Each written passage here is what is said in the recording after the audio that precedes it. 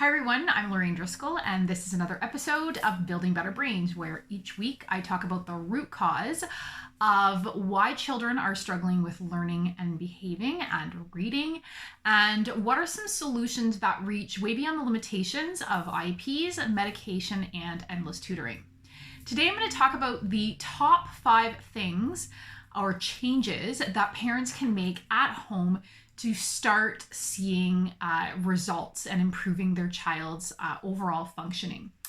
And so just to be clear, whenever parents start working with me, often their frustrations lie with they're not getting the results they wanted. They maybe have an official diagnosis, or they have a suspicion of a diagnosis, and they've tried different things and it hasn't worked.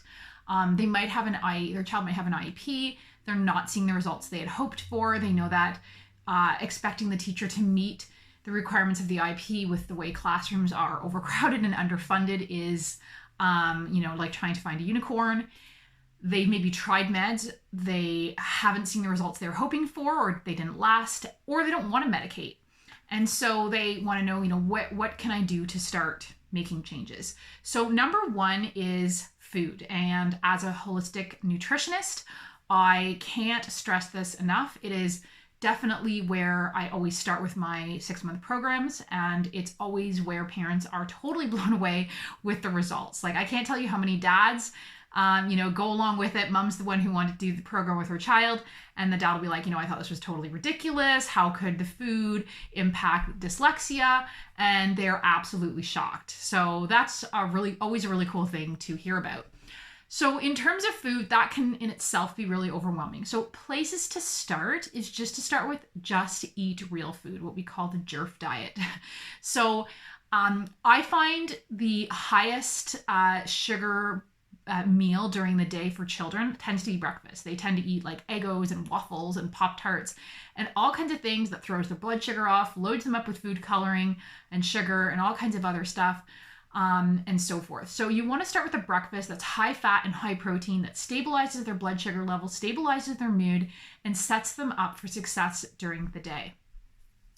My second recommendation when it comes to food, to keep it really simple as a starting point, is to start reducing sugar or even eliminate sugar from your child's diet. That is definitely hands down the place where I see the biggest results, and parents are always blown away, and their kids are always blown away with the results of, just eliminating or reducing sugar in the diet.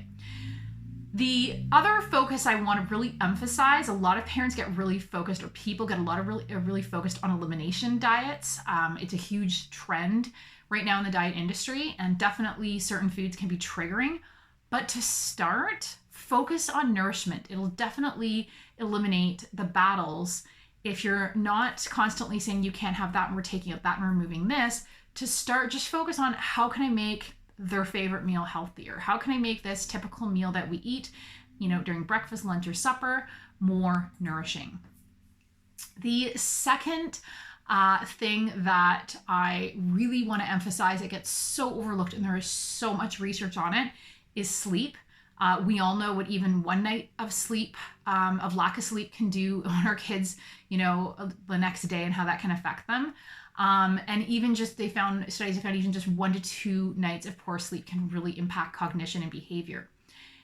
And when it comes to chronic sleep issues, which can be a huge issue with kids who have ADHD and autism, that's a common complaint. They can't fall asleep, they can't stay asleep, they're not getting good sleep, or it's not restful. Then you want to start digging deeper into what's causing these chronic sleep issues. And often it's very biochemical. I've talked about this in previous vlogs, so you can check out my YouTube channel or my website to learn more about that. But the top 2 things that can contribute to chronic sleep issues, poor habits aside, is screen time is a big factor, because the blue lights from the screens emit that blue light, which reduces melatonin production, and melatonin is what helps us to start. It's a hormone that helps us to start feeling sleepy. The other factor is mind-blowing. It's parasites. And again, I've talked about that extensively in the past. This is very common with Lyme disease, but it's very common with all kinds of different types of bacteria in the gut and parasites if there is an imbalance. And until you address that, then your child might continuously have issues with chronic sleep issues. And so in terms of what that can look like, chronic sleep deprivation can result in things like hyperactivity, cognitive decline, poor memory, difficulty focusing, silliness, fluctuating mood, depression, anxiety.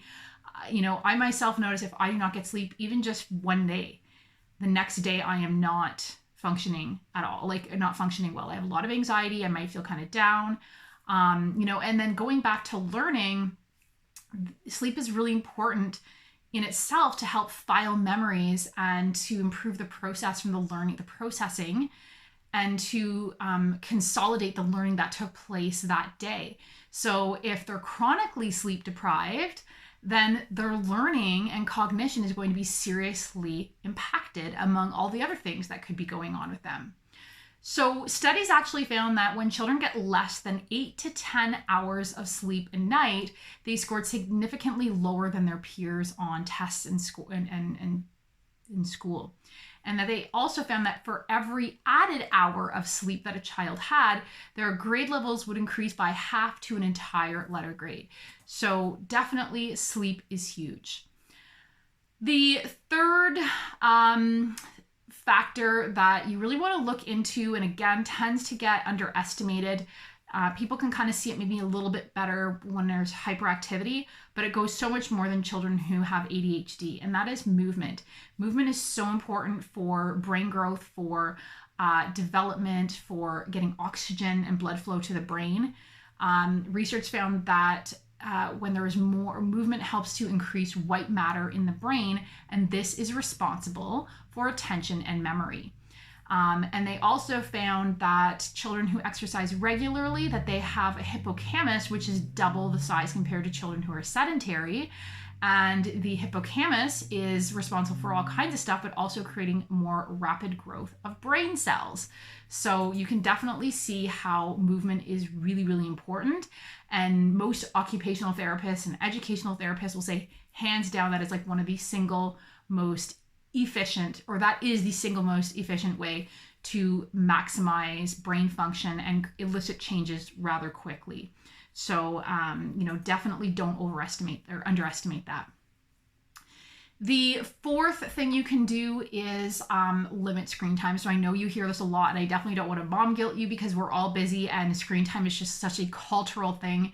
It's not realistic to probably tell your child they can't have any screen time, but you do want to be careful with it, especially when children are younger and their brains and bodies are still developing, even their eyes, because excessive screen time has been found to compromise the coordination, the binocular vision, the eye tracking, all those things that are needed for effective reading, and also that it affected areas of the brain necessary for attention, focus, and cognitive function. And even moderate screen time, meaning a few hours a day on a regular basis, was found to contribute to shrinkage in the brain in gray matter, and this is where processing takes place. So, there's also the impact of screen time you might have heard in terms of how the neurotransmitter dopamine is affected. So, children who have ADHD tend to have impaired dopamine production, and screen time also happens to impair dopamine production. So, Dr. Victoria Dunkley was a researcher, and she found that children who are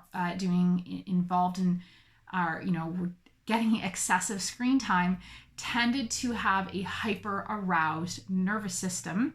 And it was very, very clear in the research that this was occurring, and it resulted in less restful sleep, sensory overload, being in fight or flight mode, just being more agitated, impulsive, moody, and difficulty paying attention. So definitely something you don't want to overlook. And these kids often tend to be more sensitive than other kids. So you might have a child who, you're like, well, my other child's fine, they do screen time, I don't really buy that.